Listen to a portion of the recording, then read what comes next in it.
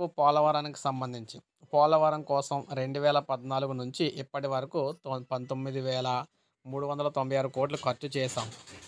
పోలవరం ఆర్&ఆర్ ప్యాకేజీపై శాసన మండలిలో ప్రశ్నోత్తరాలు. సభ్యుల ప్రశ్నలకు సమాధానం ఇచ్చిన మంత్రి నిమ్మల రామానాయుడు. పోలవరం కోసం 2014 నుంచి ఇప్పటి వరకు 19,396 కోట్లు ఖర్చు చేశాం. పోలవరం కోసం కేంద్రం 17,860 కోట్లు చెల్లించింది.